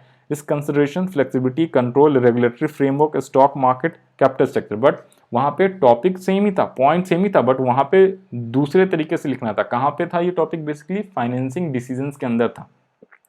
यस, फाइनेंसिंग डिसीजंस के अंदर था। और ये कैपिटल स्ट्रक्चर, तो कैपिटल स्ट्रक्चर भी तो क्या होता है? फाइनेंसिंग डिसीजंस के अंदर ही आता है, इसलिए ये सेम ये पॉइंट आपको दिख रहा होगा, राइट। वहाँ पे भी फैक्टर्स अफेक्टिंग फाइनेंसिंग डिसीजंस, तो यहाँ पे भी factor affecting capital structure decisions का मतलब फाइनेंसिंग डिसीजंस की ही तो बात कर रहे हैं, तो इसीलिए पॉइंट सब सेम ही आ रहा है, राइट। तो कैश फ्लो पोजीशन, सिंपल बात है भाई साहब। यहाँ पे कैश फ्लो पोजीशन क्या बोला? The size of projected cash flow should be considered before deciding the capital structure decisions of the firm. If the firm has sufficient cash flow, date can भी, simple बात है भाई। देखो अगर आपके पास cash sufficient है, कैश फ्लो ज़्यादा है, कैश एट बैंक है अगर, तो आप आसानी से इंटरेस्ट का पेमेंट कर पाओगे। कब? जब आप लोन लेते हो या लोन से पैसे रेज करोगे, लोन से फाइनेंस करोगे। तो इसलिए अगर आपके पास कैश अच्छा है तो आप डेट फाइनेंस करो, कैश आपके पास सफिशिएंट नहीं है तो आप इक्विटी फाइनेंस करो, सिंपल सी बात है। Interest coverage ratio, interest coverage ratio का एक फार्मूला भी वो आपको याद करके रखना है। Interest coverage ratio equals to होता है EBIT अपॉन इंटरेस्ट। ये क्या इंडिकेट करता है? इंटरेस्ट कवरेज रेशियो बेसिकली क्या होता है? The number of times of earnings before interest and taxes of a company covers interest obligation. भाई साहब, अगर आपने डेट से पैसे मंगाए तो आपको इंटरेस्ट देना पड़ता है। डेट का मतलब है long term borrowings and debenture से अगर आप पैसे मंगाते हो, इशू करते हो, रेज करते हो, तो आपको एक फिक्स रेट ऑफ इंटरेस्ट जो है आपको एवरी ईयर पे करना पड़ता है, चाहे प्रॉफिट हो चाहे नहीं हो। तो क्या जो आपको पेमेंट करना है इंटरेस्ट का, उसके लिए आपके पास सफिशिएंट प्रॉफिट है या नहीं है? सफिशिएंट प्रॉफिट दैट मीन्स की EBIT सफिशिएंट आपके पास है या नहीं है? ये क्या इंडिकेट करता है? ये कैसे कैलकुलेट होता है? तो इंटरेस्ट कवरेज रेशियो जब आप निकालते हो, ये इंटरेस्ट कवरेज रेशियो बताता है आपके पास सफिशिएंट प्रॉफिट हुआ है कि नहीं हुआ है इंटरेस्ट को पे करने के लिए। तो इसमें लास्ट में क्या आपको पॉइंट लिखना है कि higher the interest coverage ratio. भाई साहब क्या है? अगर इंटरेस्ट कवरेज रेशियो ज़्यादा है तो lower shall be the risk. आपका रिस्क क्या हो जाता है इस केस में? कम हो जाता है, राइट? किस चीज़ का risk? Risk of company failing to meet the interest payment obligation. Simple सी बात है, अगर आपका इंटरेस्ट कवरेज रेशियो अच्छा है, मतलब हाई है, तो आपका रिस्क कम है, और अगर इंटरेस्ट कवरेज रेशियो कम है तो आपका रिस्क ज़्यादा बढ़ जाता है। थर्ड पॉइंट है debt service coverage ratio. Debt service coverage ratio basically क्या होता है? Generated by the operations are compared with the total cash requirement for the service of the debt and the performance share capital it is calculated at। तो basically आपका क्या, मैं बता दूं, date service coverage ratio क्या indicate करता है? Cash profit generated by the operations, कि आपने ऑपरेशंस के थ्रू कितना पैसा क्या किया है, कितना कैश जनरेट करा है, ये रेशियो ये आपको बताता है। और इसका फार्मूला क्या होता है? डेट सर्विस कवरेज रेशियो का फार्मूला होता है profit after tax plus depreciation plus interest plus non cash expenses divided by expenses, preference dividend, interest and repayment obligations. Fourth point है क्या? Return on investment. तो return on investment क्या होता है? ध्यान से सुनो, जाहिर सी बात है। If return on investment of a company is higher, the company can choose to use trading on equity to increase its EPSC। That means की डेट आप ज़्यादा यूज कर सकते हो। ट्रेडिंग ऑन इक्विटी कब होता है? जब आप डेट अपने बिजनेस के अंदर ज़्यादा रेज करते हो, ज़्यादा पैसे डेट से आप क्या करते हो, सोर्सिंग करते हो, फाइनेंस करते हो, तो उस केस में आपके मार्केट में अर्निंग प्राइस पर शेयर, यानी कि अर्निंग प्राइस शेयर जो होती है वो आपकी अच्छी होती है। तो उस केस में अर्निंग पर शेयर का मतलब रिटर्न ऑन इन्वेस्टमेंट भी क्या हो जाता है? आपका ज़्यादा रहता है। तो रिटर्न ऑन इन्वेस्टमेंट अगर आपका ज़्यादा है तो सिंपल बात है, आप जो है डेट यूज़ ज़्यादा कर सकते हो। कॉस्ट ऑफ डेट क्या होता है? कॉस्ट ऑफ डेट का मतलब जहाँ से आपको कम कॉस्ट, जिस सोर्स का कॉस्ट कम होगा, जैसे cost of equity, cost of debt, तो जहाँ से आपकी कॉस्ट सबसे कम होगी वहाँ से आपको पैसे रेज करने चाहिए, आपको पैसे फाइनेंस कराना चाहिए। टैक्स रेट क्या है? Tax rate makes debt relatively cheaper. Tax rate से क्या होता है? बेसिकली डेट जो है चीपर सोर्स ऑफ फाइनेंस होता है and increases its attractions as compared equity. Simple सी बात है, अभी मैंने आपको बताया ना, क्योंकि टैक्स का कुछ बेनिफिट मिलता है। अगर आप डेट से पैसे रेज करते हो, फाइनेंस करते हो, तो उस पर जो इंटरेस्ट आप पेमेंट करोगे ना, उसका टैक्स में एडवांटेज मिलता है। टैक्स में एडवांटेज कैसे मिलता है? क्योंकि इंटरेस्ट अगर आप पे करोगे तो प्रॉफिट एंड लॉस अकाउंट में क्या हो जाता है, उस इंटरेस्ट को आप डेबिट करोगे तो उससे क्या होगा? प्रॉफिट कम आएगा। प्रॉफिट कम आएगा तो आपको टैक्स कम देना पड़ेगा, राइट? ये चीज़ें होती हैं। तो अगर टैक्स रेट ज़्यादा है, सिंपल सी बात है, तो उस केस में आपको डेट फाइनेंसिंग करनी चाहिए। टैक्स रेट कम है प्रॉफिट पे, तो आप इक्विटी फाइनेंस कर सकते हो। That will be beneficial for the company. Cost of equity, cost of equity क्या कहता है? If a company uses more debt, the financial risk face by the equity holder increases, so their desired rate of return में increases. तो अगर cost of equity, cost of debt जो है अगर ज़्यादा है, मैं क्या बोल रहा हूँ, मैं उल्टा बोल रहा हूँ, मैंने दोबारा से सुनना भाई। अगर आप डेट का यूज़ ज़्यादा करते हो, डेट फाइनेंसिंग ज़्यादा करते हो, तो आपकी फाइनेंशियल रिस्क जो होगी ना इक्विटी होल्डर्स का, वो ज़्यादा हो जाएगा। तो फाइनेंशियल रिस्क अगर ज़्यादा हो जाएगा तो आपको प्रॉफिट ज़्यादा कमाना पड़ेगा, यानी कि रिटर्न जो है आपको ज़्यादा कमाना पड़ेगा। If debt is used beyond a point, तो कॉस्ट ऑफ इक्विटी में goes sharply and share price में decreases in spite of increases. देखो भाई, डेट फाइनेंसिंग करते हैं ना, तो स्टार्टिंग में क्या होता है ना, शेयर प्राइस जो है बढ़ता है, बट बहुत ज़्यादा अगर डेट फाइनेंसिंग कर लोगे ना तो उससे नुकसान होता है। उससे क्या होता है, मार्केट में शेयर की प्राइस जो है वो घटने लगती है। इवन EPS भी क्या हो जाता है, डिक्रीज हो जाता है। तो इसलिए उतने ही डेट फाइनेंस करना चाहिए जितने से क्या हो, फ़ायदा हो, मार्केट में EPS हाईएस्ट बना रहे। इसलिए बोला जाता है परफेक्ट मिक्सचर फाइंड आउट करना आता है, राइट। मिक्सचर का मतलब कितना डेट कितना इक्विटी, ना ज़्यादा डेट ना ज़्यादा इक्विटी, बोथ आर डेंजरस, तो एक परफेक्ट मिक्सचर होना चाहिए। नेक्स्ट है क्या, flotation cost, cost of equity बता दिया। फ्लोटेशन कॉस्ट, फ्लोटेशन कॉस्ट का मतलब मैंने ऑलरेडी बता दिया था कि भाई फ्लोटेशन कॉस्ट का सिंपल मतलब क्या होता है, जो आप पैसे पे करते हो किसको, कमीशन, ब्रोकरेज, उसके अलावा और किस पे, कमीशन, ब्रोकरेज, अंडरराइटर कमीशन, ये सब क्या कहलाता है, फ्लोटेशन कॉस्ट कहलाता है। तो अगर आप डेट से पैसे रेज करते हो और इक्विटी से, तो किससे आप रेज करोगे, जिसमें आपकी फ्लोटेशन कॉस्ट कम होगी। जिस सोर्स से फ्लोटेशन कॉस्ट कम है उससे आप क्या कर लोगे, फाइनेंस कर लेना, सिंपल सी बात है। रिस्क कंसिडरेशन, तो जिससे आपका रिस्क ज़्यादा हो उससे आप पैसे नहीं मंगाना, जिससे रिस्क कम होगा उससे आपको पैसे मंगाना है। तो रिस्क कम किस पे होता है, बेसिकली डेट पे रिस्क आपका ज़्यादा होता है और इक्विटी पे रिस्क आपका कम होता है। फ्लेक्सिबिलिटी क्या होता है, तो if the firm uses debt potential to its full capacity it loses the flexibility to use more debt. To maintain flexibility of the company must maintain some borrowings power to take care of the unforeseen circumstances. Next है क्या, control. तो control के अंदर भी मैंने already बता दिया था कि जितना ज़्यादा आप इक्विटी से फाइनेंस करोगे तो आपका कंट्रोल डाइल्यूजन होते रहता है, आपका कंट्रोल छूटते चला जाता है। तो उसी हिसाब से आपको डिसीजन लेना होता है कि आपको ज़्यादा कंट्रोल अपने पास रखना है या कंट्रोल को डाइल्यूट करना है, उसके हिसाब से फाइनेंस करना है। अगर आपको ज़्यादा कंट्रोल अपने पास रखना है या कम लोगों के साथ आपको क्या कहते हैं, ज़्यादा से ज़्यादा कंट्रोल रखना है, कम लोग ओनर्स रहने चाहिए, तो फिर आप डेट फाइनेंसिंग करना। और अगर आप कंट्रोल को घटाना चाहते हो, डाइल्यूट करना चाहते हो, तो आप ज़्यादा से ज़्यादा इक्विटी फाइनेंस कर सकते हो। रेगुलेटरी फ्रेमवर्क क्या होता है, तो every company has to operate within regulatory framework provided by the law, that is SEBI. SEBI के कुछ गाइडलाइंस है, उसके हिसाब से कितने डिवेंचर्स, कितने शेयर, ना ज़्यादा डिवेंचर ना ज़्यादा शेयर होल्डर्स होने चाहिए, तो ये चीज़ भी ध्यान रखना होता है। फिर स्टॉक मार्केट कंडीशन, तो स्टॉक मार्केट कंडीशंस भी चेक करना होता है। अगर बुलिश होता है तो इक्विटी शेयर्स क्या कर सकते हो, आसानी से सेल कर सकते हो, राइट, हायर प्राइस पे सेल कर सकते हो, तो उस केस में आपको इक्विटी फाइनेंस करना चाहिए अगर मार्केट क्या है, बुलिश है। Capital structure of the other company, और साथ में हमें capital structure of other company भी चेक करना होता है, उसके हिसाब से भी डिसीजन लेना होता है। एंड द लास्ट टॉपिक, अभी हो गए हैं 1 घंटे 6 मिनट, बस 4-5 मिनट और दो, ये चीज़ें भी आपको कंप्लीट कराता हूँ। तो ये आ गया क्या, इन्वेस्टिंग डिसीजन के अंदर फिक्स एसेट्स और वर्किंग कैपिटल का डिसीजन हमें पढ़ना होता है। फिक्स कैपिटल डिसीजन का मतलब क्या होता है, हमें कितना लॉन्ग टर्म एसेट्स में पैसे इन्वेस्ट करना है, राइट, ये डिसाइड करना होता है एज अ फाइनेंस, क्या कहते हैं, as a finance manager in financial management के चैप्टर्स में, राइट। ये चैप्टर नंबर 9 है, इसका नाम है फाइनेंशियल मैनेजमेंट। तो क्या बोला, investment in financial investment in fix assets is for longer duration and must finance through long term sources of capital.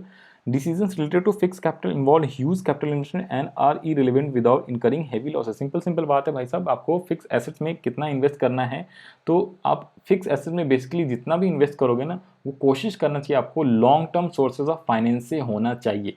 Short term of source से फाइनेंस से अगर आप फिक्स एसेट्स में क्या कर देते हो, फाइनेंस कर देते हो, तो वो आपके लिए नुकसानदेह होता है। नुकसानदेह कैसे होता है ये आपको नहीं पढ़ना फिलहाल, बट सिंपल लैंग्वेज में बता दूं भाई साहब, अगर आपको फिक्स एसेट, मान लो बिल्डिंग खरीदनी है 10 लाख का, राइट, आपने क्या कर लिया, 8 लाख का लॉन्ग टर्म लोन ले लिया है बैंक से और 2 लाख का शॉर्ट टर्म लोन ले लिया है।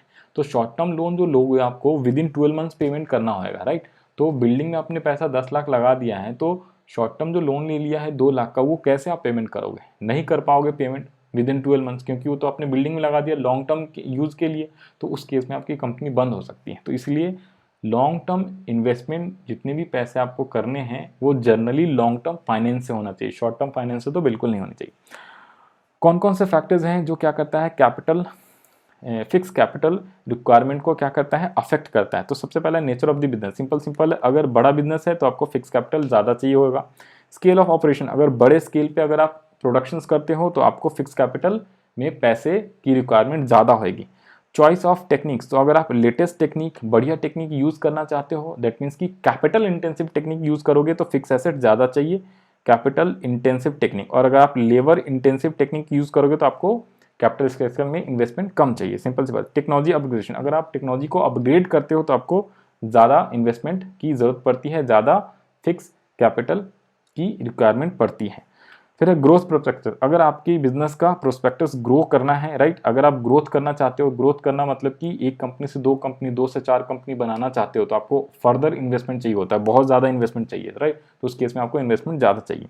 डाइवर्सिफिकेशन, सिंपल है, एक बिजनेस से दूसरे बिजनेस में आप स्विच ओवर करना चाहते हो, या सिंपल है एक बिजनेस के साथ साथ एक और बिजनेस आप ओपन करना चाहते हो, बहुत सारी चीज़ें, राइट। प्लांट एंड मशीनरी आपको और ज़्यादा चाहिए होगा तो उस केस में आपको मोर कैपिटल इन्वेस्टमेंट चाहिए होगा। Financing alternatives, a developed financial market can provide leasing facility as an alternative to outright purchase. Last है क्या, लेवल ऑफ कोलाबोरेशन। तो if company are under collaboration, joint venture ETC, they need, भाई अगर एक company, दो company आपस में मिल के आप काम करते हो या कोलाबोरेशन करते हो या ज्वाइंट वेंचर बनाते हो तो आपको फिक्स कैपिटल इन्वेस्टमेंट की कम जरूरत पड़ती है, फिक्स कैपिटल की कम जरूरत पड़ती है। क्योंकि भाई अगर आप अकेले बिजनेस कर रहे हो, एक और भी पर्सन बिजनेस कर रहा है, मान लो दो कंपनी, दोनों कंपनी आपस में मिल जाती है, तो दोनों मिल गई तो भाई साहब उसको भी अलग से और अलग से अब फिक्स कैपिटल की जरूरत नहीं पड़ेगी। कई सारे एसेट्स ऐसे होंगे प्लांट एंड मशीनरी जो एक ही प्लांट एंड मशीनरी से दोनों कंपनी यूज करके काम कर सकते हैं, तो उस केस में आपको फिक्स कैपिटल कम चाहिए होता है, राइट। तो कोलाबोरेशन जहाँ पे होता है, लेवल ऑफ कोलाबोरेशन, तो वहाँ पे क्या होगा, आपका फिक्स कैपिटल की रिक्वायरमेंट कम पड़ेगी। Now last topic is working capital management. तो वर्किंग कैपिटल का मतलब क्या होता है, working capital simply means current assets. और वर्किंग कैपिटल दो टाइप का होता है, एक होता है ग्रॉस, एक होता है नेट। ग्रॉस का मतलब है क्या, करेंट एसेट्स, नेट का मतलब होता है current assets minus current liabilities. अब मेरे से ये मत पूछना करंट एसेट्स क्या होता है, करंट लायबिलिटीज क्या होता है, ये आपको अकाउंट्स में अच्छे से पढ़ना था और आपने ऑलरेडी अच्छे से पढ़ रखा होगा, नहीं पढ़ रखा तो नालायक जाके अकाउंट्स में पढ़ो। फिर यहाँ पे आ जाओ जी, factors affecting working capital decision. तो वो कौन कौन से फैक्टर्स हैं जो वर्किंग कैपिटल रिक्वायरमेंट को क्या करता है, अफेक्ट करता है। फर्स्ट है nature of the business, scale of operation, business cycle, seasonal factors, production cycle, credit allowed and credit availed, operating efficiency, ability of raw material, growth prospectus, level of competition and inflation. बस इसके बाद chapter खत्म है। यहाँ से इसके बाद question start होता है। तो मैं फटाफट बता दूं, सिंपल सी बात है। देखो भाई, नेचर ऑफ द बिजनेस, अगर ज़्यादा बड़ा बिजनेस है तो वर्किंग कैपिटल भी ज़्यादा चाहिए, फिक्स कैपिटल तो चाहिए चाहिए, वर्किंग कैपिटल भी आपको ज़्यादा चाहिए। और बड़े स्केल पे ऑपरेशंस कर रहे हो तो उस केस में आपको फिक्स कैपिटल भी ज़्यादा चाहिए और वर्किंग कैपिटल भी ज़्यादा चाहिए। बिल्कुल ठीक, ज़्यादा प्लांट और मशीनरी चाहिए होगा तो आपको इन्वेंट्री वगैरह भी ज़्यादा चाहिए होगा, राइट। तो यहाँ पे क्या है, पॉजिटिव पॉजिटिव। बिजनेस साइकिल, अगर आपका बिजनेस साइकिल बहुत बड़ा है तो उस केस में भी आपको वर्किंग कैपिटल ज़्यादा चाहिए, बिजनेस साइकिल छोटा है तो वर्किंग कैपिटल कम चाहिए, राइट।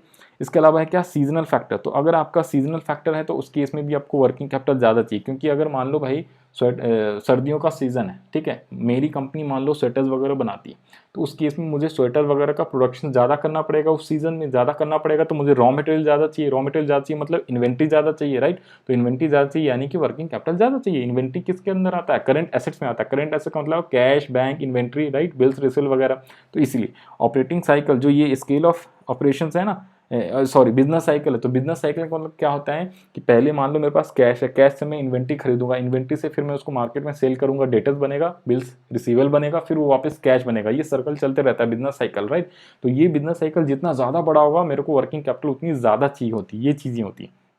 इसको मैं ज़्यादा डिटेल में नहीं कर रहा था because this is fast revision lecture, तो आपको ये पॉइंट याद करके रखना है और ये सारी चीज़ें आपको लिखना है अपने आंसर में। प्रोडक्शन साइकिल सेम है, प्रोडक्शन साइकिल अगर आपका ज़्यादा है तो आपको वर्किंग कैपिटल की रिक्वायरमेंट ज़्यादा पड़ेगी, अगर प्रोडक्शन साइकिल कम है तो आपको वर्किंग कैपिटल की रिक्वायरमेंट कम पड़ेगी। सब में वाइस वर्सा है, राइट।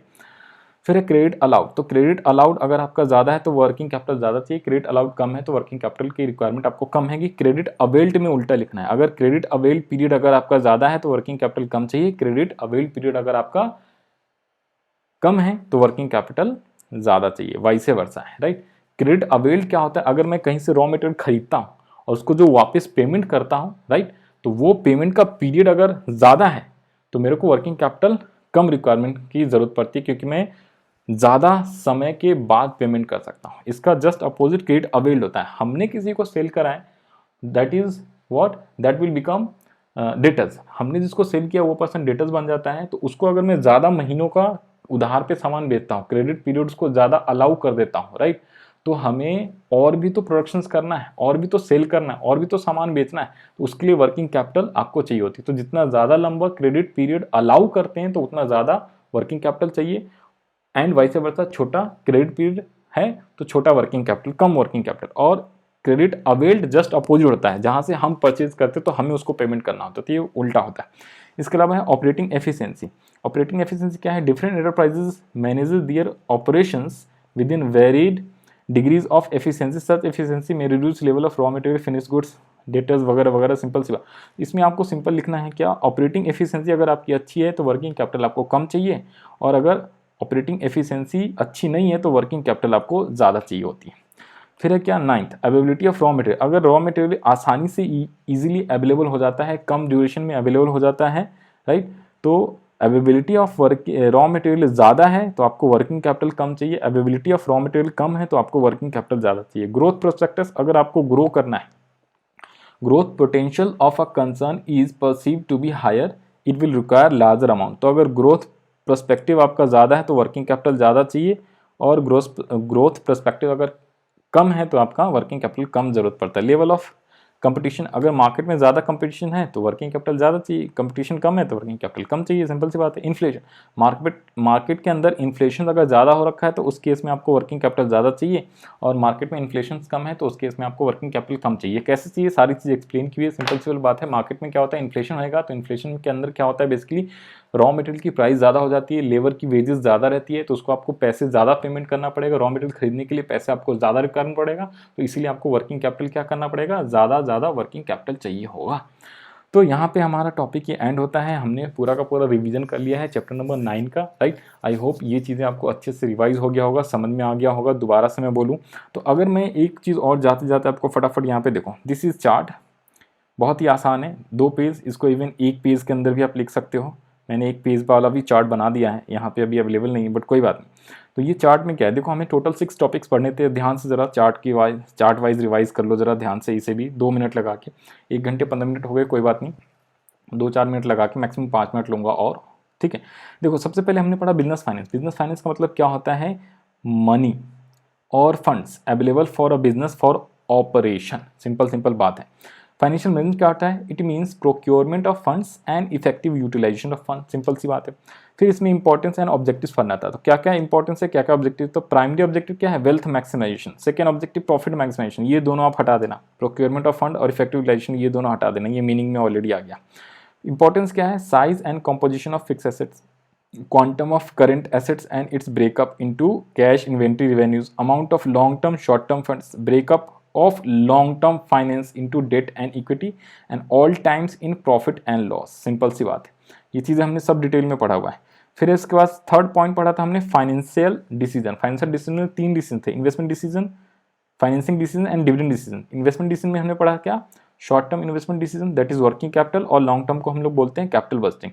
फिर कैपिटल बस्टिंग डिसीजंस के फैक्टर्स कौन कौन से, cash flow of the project, rate of return, investment criteria involve. तो कैश फ्लो अगर ज़्यादा होएगा, सिंपल सी बात है, तो हम क्या करेंगे इन्वेस्टमेंट, मैंने क्या बोला, यस, कैश फ्लो अगर ज़्यादा होता है तो इन्वेस्टमेंट ज़्यादा चाहिए होती है उसके अंदर, कैश फ्लो कम चाहिए तो हम लोग इन्वेस्टमेंट उसमें करेंगे। जिसमें कैश फ्लो कम होगा, कैश आउटफ्लो ज़्यादा होगा तो इन्वेस्टमेंट नहीं करना, कैश आउटफ्लो कम होगा तो इन्वेस्टमेंट वहाँ पे करना चाहिए। रेट ऑफ रिटर्न जहाँ पे ज़्यादा होगा वहीं इन्वेस्टमेंट करेंगे, रेट ऑफ रिटर्न कम होगा वहाँ इन्वेस्टमेंट नहीं करेंगे या कम करेंगे। इन्वेस्टमेंट क्राइटेरिया और भी इसके अलावा कई सारे क्राइटेरिया होते हैं।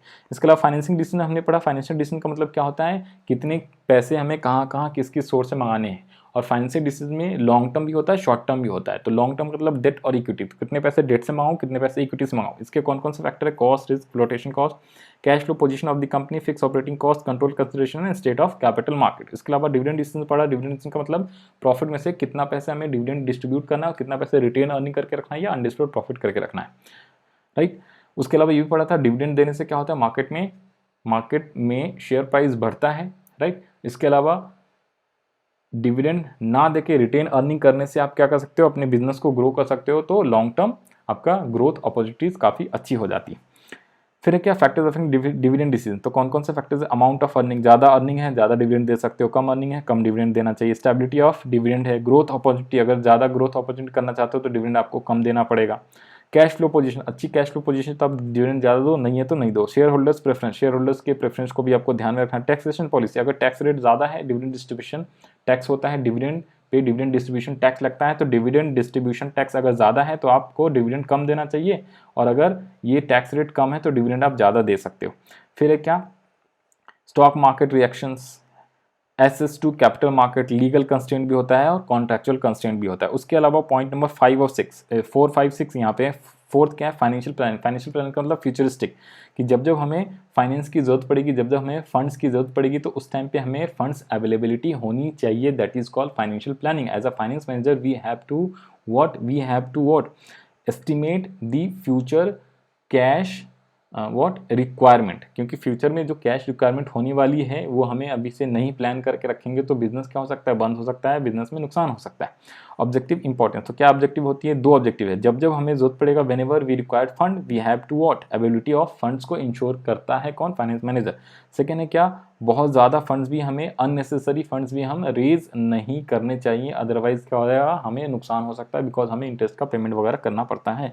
इंपॉर्टेंस क्या है, helps in forecasting future, helps in coordinating various business functions, helps in link the present with the future and link between investment and financial decision. इसके अलावा कैपिटल स्ट्रक्चर, तो कैपिटल स्ट्रक्चर के अंदर हमें क्या पढ़ना है, कैपिटल स्ट्रक्चर के अंदर हमें बेसिकली पढ़ना होता है long term financing. Long term financing, long term financing का मतलब क्या है, कितने डेट कितने इक्विटी। तो इसके अंदर भी कौन कौन से फैक्टर्स याद रखने हैं आपको, cash flow position, interest coverage ratio, debt service coverage ratio, return on investment, cost of debt, tax rate, cost of equity, flotation cost, risk, flexibility and control, और fix working capital and fix capital and working capital भी पढ़ना होता है। इसका meaning वगैरह already पढ़िया। Fix capital, fix assets का मतलब कितने पैसे हम लोग फिक्स एसेट्स में इन्वेस्ट करना है और कितने पैसे हम लोग वर्किंग कैपिटल में करना है, that's called working capital. Working capital short term होता है, फिक्स एसेट्स वाला लॉन्ग टर्म होता है, और ये दोनों क्या होता है, इन्वेस्टमेंट डिसीजंस के अंदर आता है। कैपिटल स्ट्रक्चर जो होता है फाइनेंसिंग डिसीजंस के अंदर आता है। तो कौन कौन से फैक्टर्स जो फिक्स एसेट्स रिक्वायरमेंट को क्या करता है, अफेक्ट करता है, और कौन कौन से फैक्टर जो वर्किंग कैपिटल रिक्वायरमेंट को अफेक्ट करता है, राइट। तो फिक्स फैक्टर को कौन कौन से, नेचर ऑफ द बिजनेस, ज़्यादा बड़ा बिजनेस है, ज़्यादा सारी चीज़ वही है, scale of operation, choice, techniques, technology upgradation, growth perspective, diversification, financial alternatives, level of collaboration. फिर उसके बाद है nature of the business, scale of operation, business cycle, seasonal factors, production cycle, credit allowed, credit avail, operating efficiency, availability of raw material, growth perspective, level of completion and inflation. तो these are the basically what, ये 2 page के अंदर मैंने chart बना दिया है। ये chart से आप आसानी से क्या कर सकते हो, पॉइंट्स जो है लर्न कर सकते हो। ये इस चार्ट को आप जो है प्रिंट आउट निकाल के स्टडी रूम में आप अपने दीवार पे चिपका लेना, डेली डेली से देखते रहना और पॉइंट जो है लर्न करते रहना, राइट। जिन लोग को ये चार्ट चाहिए फ्री ऑफ कॉस्ट, तो आप जो है मेरे को इंस्टाग्राम पे डीएम कर सकते हो, वहाँ पे मैं फ्री ऑफ कॉस्ट ये चार्ट भी प्रोवाइड करा दूंगा और नोट्स भी पीडीएफ प्रोवाइड करा दूंगा। कहाँ पे, इंस्टाग्राम पे जाके कॉमर्स बैकवेंचर में आप डीएम करो, दैट मीन्स की डायरेक्ट मैसेज करना है। Okay, thank you, all the best, bye bye. जिन लोग का एग्जाम है अच्छे से रिविजन करो, मेरा बेस्ट विशेष आप लोग के साथ है। तो हम लोगों ने बेसिकली 1 घंटे 21 मिनट में ये पूरा का पूरा चैप्टर जो है रिवाइज कर लिया है, चैप्टर नंबर 9। आई होप ये चीज़ आपको बड़े अच्छा लगा होगा, रिवीजन क्लासेस। और जिन लोग को काफ़ी बेनिफिट हुआ है इस वीडियो से, प्लीज़ लाइक करके जाना है, और साथ साथ में और भी मेरे कई सारे वीडियोज़ हैं, या नए नए वीडियोज़ के लिए आप चैनल को सब्सक्राइब करना चाहो तो कर सकते हो, नहीं करना चाहो तो कोई बात नहीं, बट लाइक ज़रूर कर लेना। और ये वीडियो कैसा लगा आप कमेंट बॉक्स में ज़रूर लिखना। साथ साथ में क्या है, बाकी लेक्चर्स के लिए या बाकी सब्जेक्ट का रिवीजन क्लासेस भी ऑलरेडी मैंने अपलोड किया हुआ है, तो उसका भी आप जो है लिंक मैं डिस्क्रिप्शन में दे दूंगा, या फिर आप सर्च करके क्या कर सकते हो, रिवाइज कर सकते हो। Thank you, all the best, bye bye. हम लोग मिलते हैं क्या नेक्स्ट क्लास में, नेक्स्ट रिवीजन लेक्चर्स में।